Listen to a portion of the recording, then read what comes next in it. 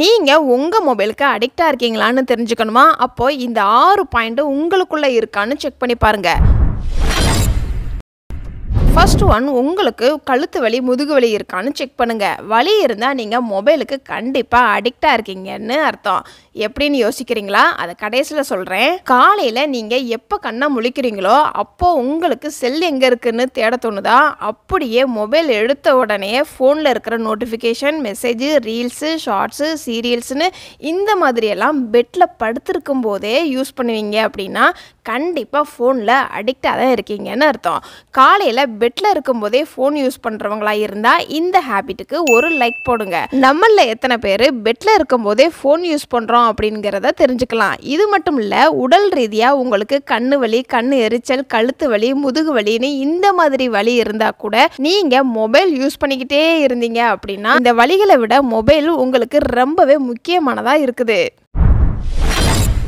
Second one, உங்களுக்கு தனியாக இருக்க தோணுதா?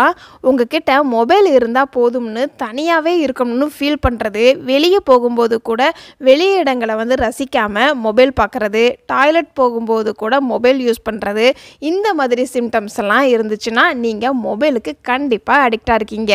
மொபைல் மூலமாக டைம் ரொம்ப வேஸ்ட் பண்ணுறீங்கன்னு நினச்சிங்கன்னா டைமை எப்படி வேஸ்ட் பண்ணக்கூடாது அப்படிங்கிறதுக்காக 6 ரூல்ஸ் நம்ம சேனலில் அப்லோட் பண்ணியிருக்கிறோம். அந்த வீடியோட லிங்க் கமெண்ட் பாக்ஸில் பின் பண்ணியிருக்கிறேன். கிளிக் பண்ணி பார்க்கறது மூலமா மொபைல் மூலமா உங்களுடைய வேஸ்ட் டயத்தை குறைக்க இந்த வீடியோ உங்களுக்கு ரொம்பவே யூஸ்ஃபுல்லாக இருக்கும்.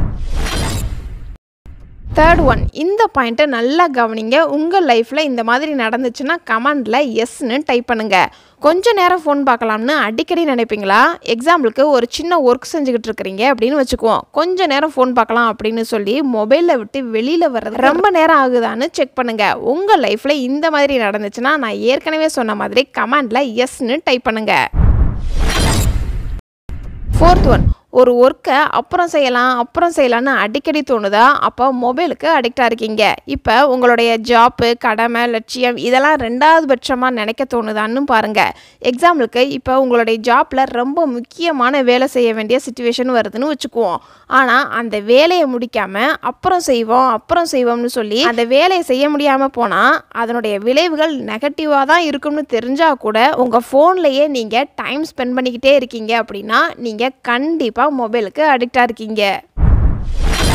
ஃபிஃப்த் ஒன், இந்த பாயிண்ட் தான் ரொம்பவே முக்கியமானது. ஒரு சில பேர் நம்ம ஃபோனில் அடிக்டாக தான் இருக்கிறோம் அப்படின்னு கண்டுபிடிச்சிருப்பாங்க. அதை எப்படியாவது கட்டுப்படுத்துறதுக்கு ட்ரையும் பண்ணியிருப்பாங்க. அதில் ஃபெயிலியரும் ஆயிருப்பாங்க. ஆனாலும் அவங்களும் ஃபோனில் அடிக்டாக தான் இருக்கிறாங்கன்னு அர்த்தம். இந்த மாதிரி மொபைலை பற்றி இன்னும் தெரிஞ்சுக்கணும் அப்படின்னா சேனலை சப்ஸ்கிரைப் பண்ணி வச்சுக்கோங்க. அப்போ தான் நான் போடுற அடுத்தடுத்த வீடியோ உங்களால் பார்க்க முடியும். நம்பர் 6, உங்கள் கையில் மொபைல் இல்லை அப்படின்னா மனசு ரொம்பவே பாரமாக இருக்குது அப்படின்னா நீங்கள் மொபைலுக்கு அடிக்டாக இருக்கீங்க. எக்ஸாம்பிளுக்கு உங்கள் கையில் இப்போ ஃபோன் இல்லை அப்படின்னு வச்சுக்குவோம். அப்போ உங்களுடைய மனசு ஃபோன் இல்லைன்னா என்ன, நம்ம அடுத்த வேலையில் போய் கான்சன்ட்ரேஷன் பண்ணுவோம் அப்படின்னு நினச்சிட்டிங்க அப்படின்னா நீங்கள் ஃபோனில் அடிக்டாக இல்லை. அதை விட்டுவிட்டு ஏதாவது இழந்தது மாதிரி தோணுச்சு அப்படின்னா நீங்கள் மொபைலில் அடிக்டாக தான் இருக்கீங்கன்னு அர்த்தம்.